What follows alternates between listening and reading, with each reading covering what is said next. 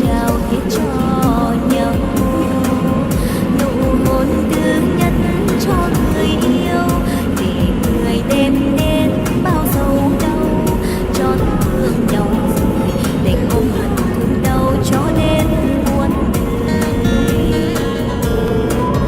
Ai ơi tình cũ lỡ làng rồi, người về nơi ấy có vui không, để lòng tôi mãi nhớ thương mong, lạnh lùng kiếp cô đơn mùa đông. Tương lai đừng nhắc đến làm gì, thiệp hồng thôi nhé hết chung tên, cuộc tình hai đứa đã vô duyên, đường chân có riêng tôi tìm quên, không còn có nhau tôi nghe gặp nhau cả buồn, chôn vùi kỷ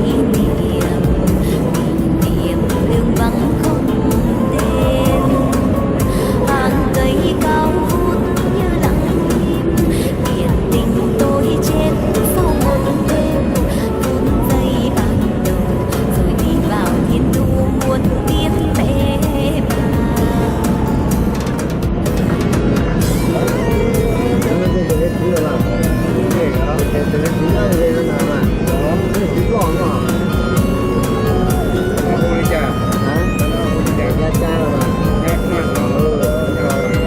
Ai ơi tình cũ lỡ làng rồi, người về nơi ấy có vui không, để lòng tôi mãi nhớ thương mong, lạnh lùng kiếp cô đơn mùa đông.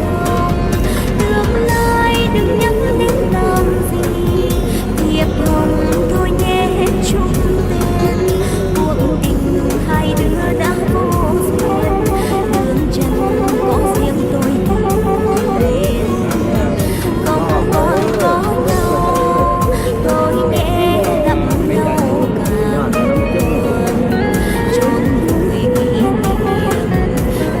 niệm đường vắng không tên, hàng cây cao vút như lặng im, biển tình tôi chết sau một đêm, phút giây ban đầu rồi đi vào thiên thu muôn kiếp mẹ bà, phút giây ban đầu rồi đi vào thiên thu muôn kiếp mẹ bà.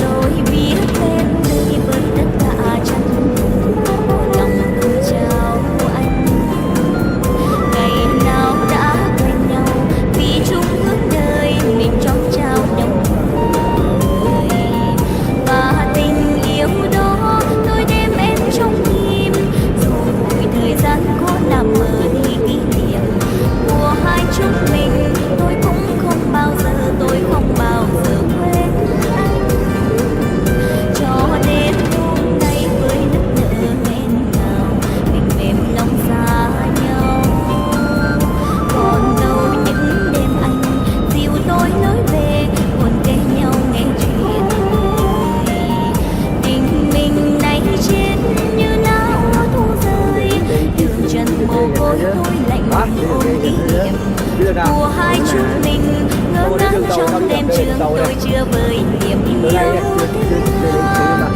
nhớ lúc chia đôi cầm tay chưa nói hết bao nhiêu niềm thương, mỗi tuổi xuân vừa tròn xa nhau mấy người, không buồn không nhớ xót xa cho tình yêu, nuối tiếc xa xôi ngày xưa anh nói vẫn yêu em nghìn năm, vẫn đợi em trọn đời, nhưng nay hết rồi hai người hai lối lúc đêm buồn không anh, tôi gói yêu thương xin trao trả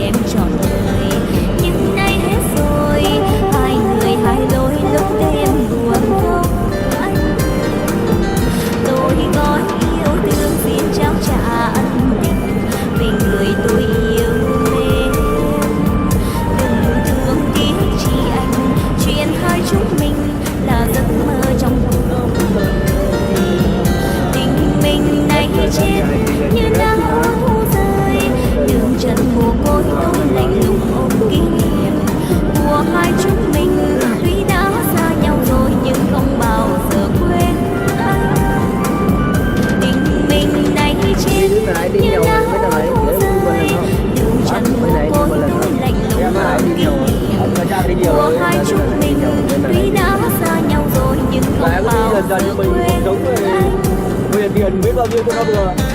Mình làm có thể là một năm thì mình đi chơi một lần vài lần vậy, đúng không?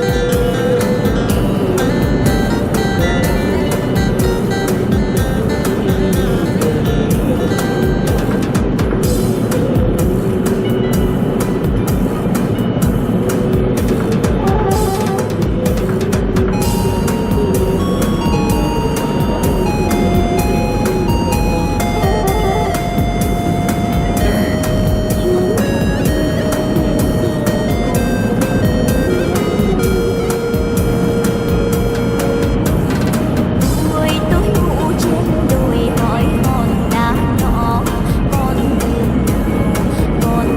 nào dẫn đến một dòng sông, mà em vẫn thường ra ngồi rất lâu, và con đò và câu hò theo nước trôi xuôi. Buổi sáng ngồi trên rừng hỏi ngàn lá đổ, con đường nào dẫn đến một miền quê, trời hành nắng ruộng khô cằn sỏi đá, đợi mưa về cho lúa nở.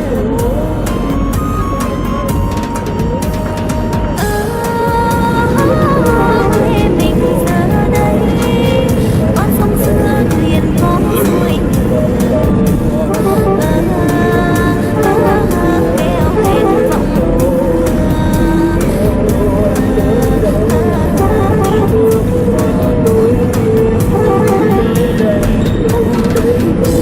những tuổi chưa buồn hỏi mình về con đường nào dẫn đến ngày xưa đó mẹ ra đứng ngồi dùng ngàn tóc trắng che cuối làng ngồi sầu theo gió Xe khách của đi anh đây rồi. buổi sáng hỏi mây trời đi ngoài có gió, con đường nào dẫn đến một ngày vui đó bầy chim sáo rủ nhau về xây đô, mưa sẽ về cho đã.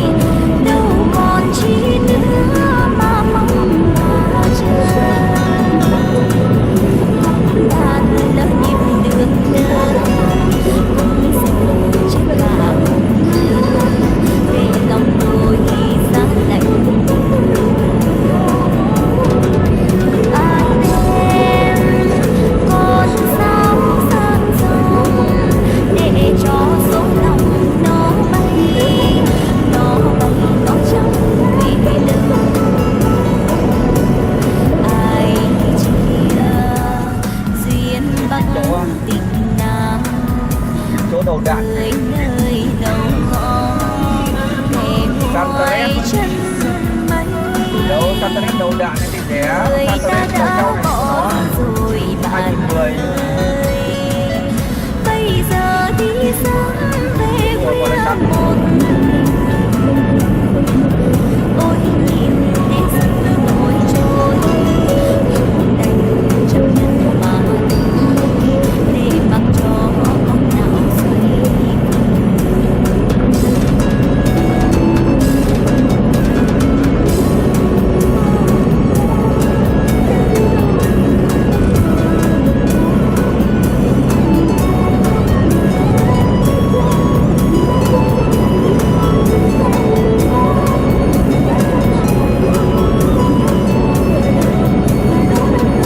Người ta đã bỏ tôi rồi bạn ơi, đâu còn chi nữa mà mong qua chờ.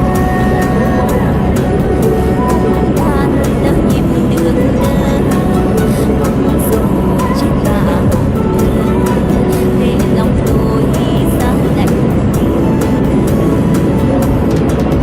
Ai đem con sao sang dòng để cho số lòng nó bay nó chẳng về đâu. Ai chỉ duyên bằng tình nam người nơi đầu ngõ để ngoài chân mây.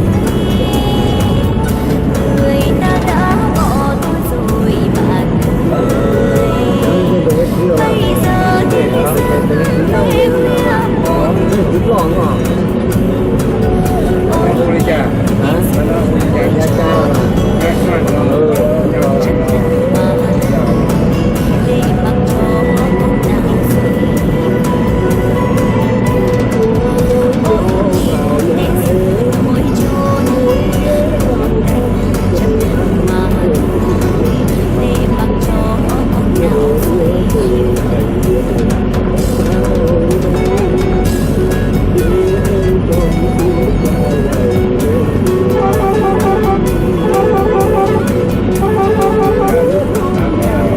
Ngọt nữa. Rất ngọt nữa. Nó mấy chả chút. Nhạt là nó mà chất này.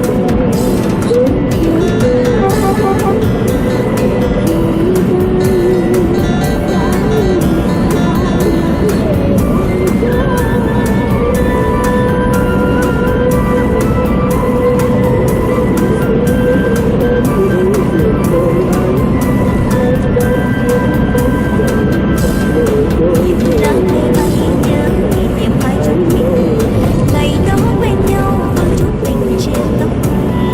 Đôi mắt cười hoa nắng đầy đẹp tựa như lá mây bay nên tình anh trong mây.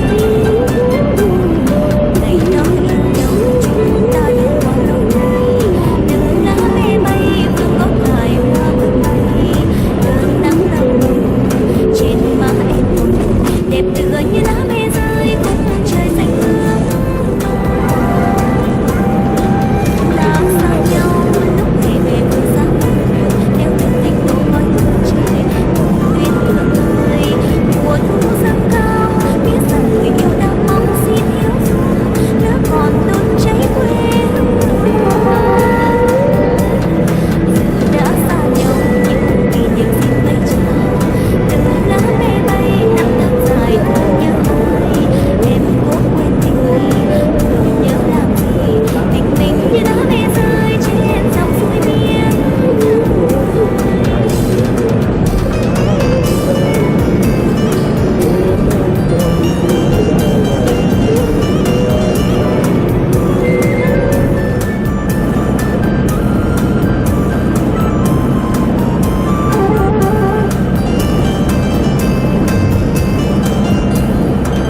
Ta xa nhau lúc ngày về phương xa buồn, theo từng cánh đổ mỏi đường trời cùng tuyết tựa tươi. Mùa thu dâng cao biết rằng người yêu đang mong xin hiếu dung Không có đến đường tàu, tao đi được đây đường tàu này. Từ đây chưa đến bạn. đã xa nhau Nhưng mà để nói à đèn đỏ đúng không, đi đèo dầu gì đấy, đi đèo dầu gì. Em cố quên tình ý, đừng nhớ làm gì, tình mình như lá mẹ rơi trên dòng suối miên. Em cố quên Nước coi trong mương vậy nước coi trong nước mới tía là tình như lá mẹ rơi trên dòng suối miên. đấy đúng rồi xưa đấy mình cái tiền còn tao cũng chưa đi nhận được Đi là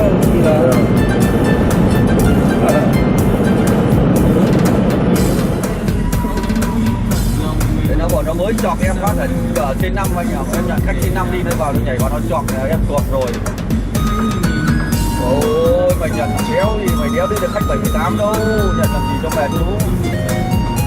Hả?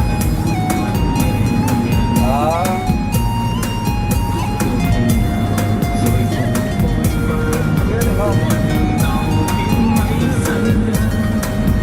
Nó bảo về nó mới chọc em mà chọc thôi sao mà ăn được khách 78 mà nhận làm gì tốn tiền. Ngày xanh đã theo thời gian qua mất Đâu rồi, rồi chào. ngồi viết tâm sự nhớ ngược về quá khứ, chợt lên nét suy tư bao năm thầm kín cho thương ta áo tím, những đêm sương lạnh nghe trái sầu rớt vào tim, thương rất nhiều mái tóc xòa bờ vai, tình khôn lớn nuôi chờ mong ôi quá dài, lòng vẫn u hoài thấy chuyện tình đôi tay, đời ai biết được ai, chia ly là hết, xót xa nhiều cũng thế, nếu mai sau gặp xin cúi mặt làm ngơ. Thời gian có ngừng đây bao giờ, thương tiếc rồi sẽ làm buồn vu vơ, nhiều lúc muốn quên để xóa mờ, nhưng mỗi lần nhìn xuân về thương nhớ người đó ta đây, tình vẫn chưa vội biết cuộc đời mình ra sao, ôm kỷ niệm chẳng nửa lời thở than, một tâm khúc cho người thương cho tiếng đàn, đời đã không bằng những gì mình mơ ước, mà sao có tìm quên, xa nhau thì nhớ lúc đến gần sao xuyến, nhớ thương bây giờ xin trả lại thời gian.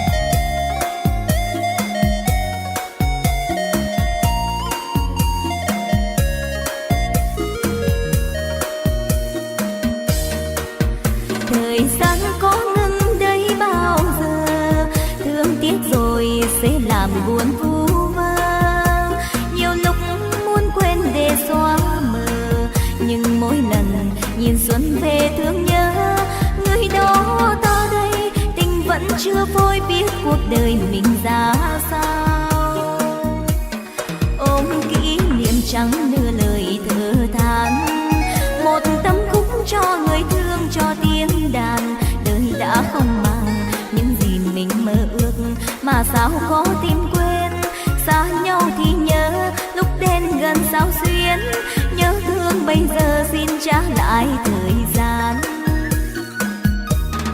đời đã không bằng những gì mình mơ ước, mà sao có tìm quên, xa nhau thì nhớ lúc đến gần sao xuyến, nhớ thương bây giờ xin trả lại thời gian.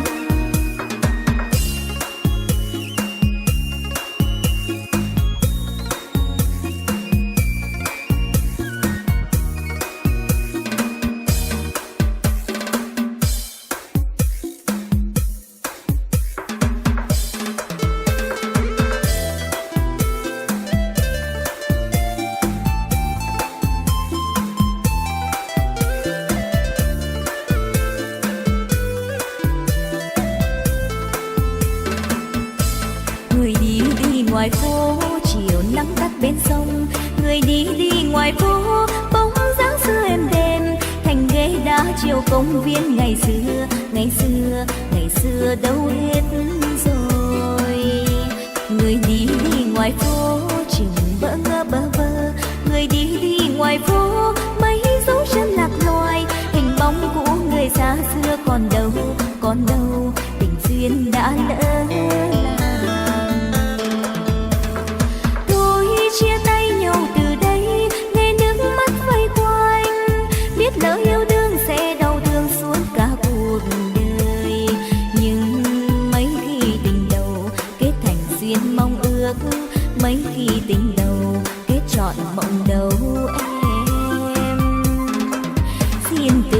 dã đường phố trăng mưa mau, làm chim bay mỏi cánh, nước mắt em tạ từ.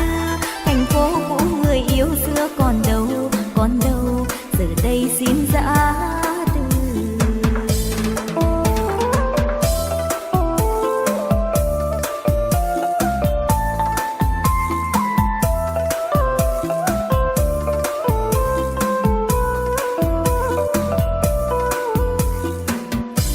Người đi đi ngoài phố, chiều nắng tắt bên sông. Người đi đi ngoài phố, bóng dáng xưa êm đềm.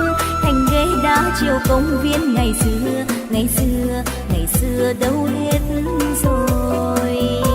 Người đi đi ngoài phố, chừng bỡ ngỡ bơ vơ. Người đi đi ngoài phố, mấy dấu chân lạc loài. Hình bóng cũ người xa xưa còn đâu, còn đâu, tình duyên đã lỡ làng.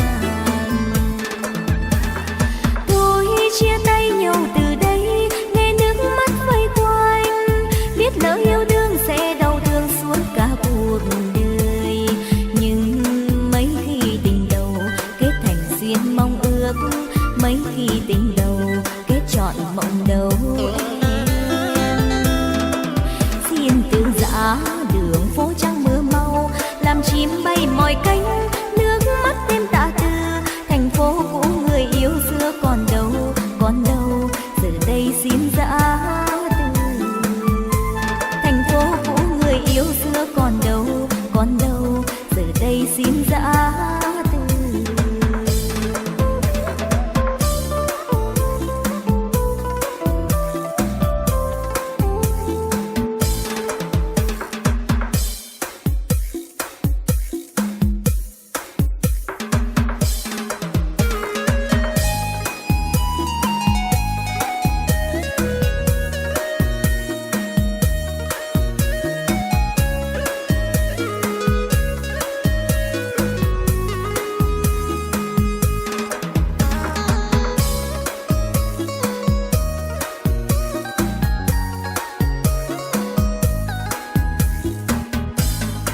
Rồi chiều nay lá khô rơi đây, có người nhìn buồn lấy.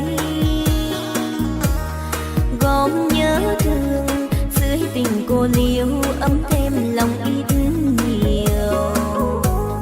Tâm tư bâng khuâng ngày đôi ta đến đây, cũng vườn xưa chốn này. Nhặt hoa tím rụng cài lên áo, có ai đâu ngờ hoa tím cả người thương. Hương xưa ơi tìm đâu thấy kỷ niệm, với một màu hoa tím. Còn lại đây những khung trời chờ vơ, tháng năm lòng ngóng chờ.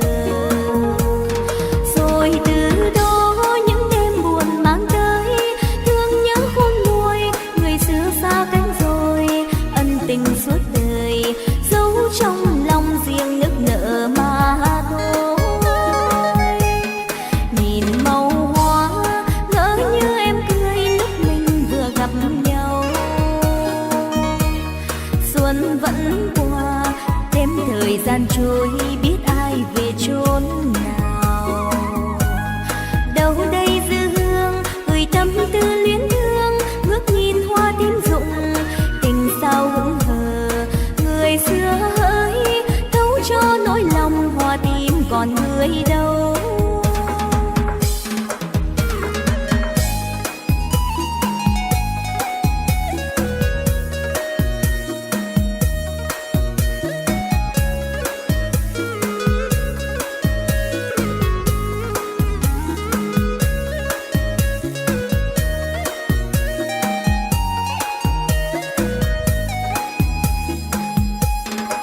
Hương xưa ơi tìm đâu thấy kỷ niệm, với một màu hoa tím.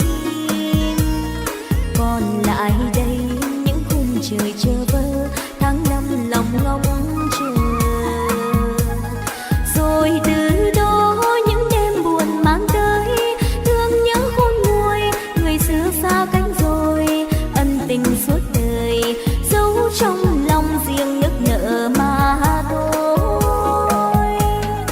Nhìn màu hoa ngỡ như em cười lúc mình vừa gặp nhau. xuân vẫn qua, thêm thời gian trôi biết ai về chốn nào.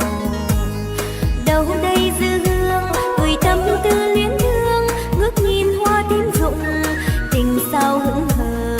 Người xưa hỡi thấu cho nỗi lòng hoa tím còn người đâu. Người xưa hỡi thấu cho nỗi lòng hoa tím còn người đâu.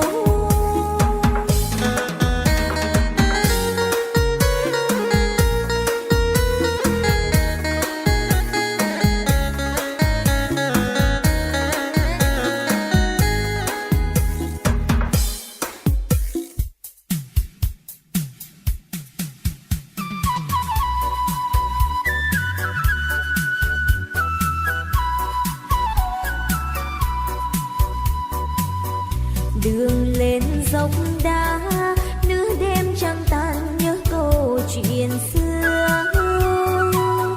Lầu ông hoàng đó thua nào chân hàn mặc tử đã qua. Ánh trăng chiều nghiêng nghiêng bờ cát dài thêm hoang vắng, tiếng chim kêu đau thương như nức nở dưới trời sương. Lá rơi rơi đâu đây sao cứ ngỡ bước chân người tìm về giữa đêm buồn. Đường lên dốc đá nhớ xưa hai người đã một lần đến. Tình yêu vừa chớm xót xa cho chàng cuộc sống phế nhân. Tiếc thay cho thân trai một nửa đời chưa qua hết, trách thay cho tơ duyên chưa thắm nồng đã vội tan. Hồn ngất ngư điên cuồng cho trời đất cũng tan thương, mà khổ đau niềm riêng. Hàn mang từ xuôi về quê cũ, dấu thân nơi nhà hoang. Mộng cầm hơi thôi đừng thương tiếc, túi cho nhau mà thôi. Tình đã lỡ xin một câu hứa, kiếp sau ta chọn đôi. Còn gì nữa thân tàn xin để một mình đơn côi. Tìm vào cô đơn đất quy nhân gầy đón chân chàng đến. Người xưa nào biết chốn xưa ngập đường phao cưới kết hoa.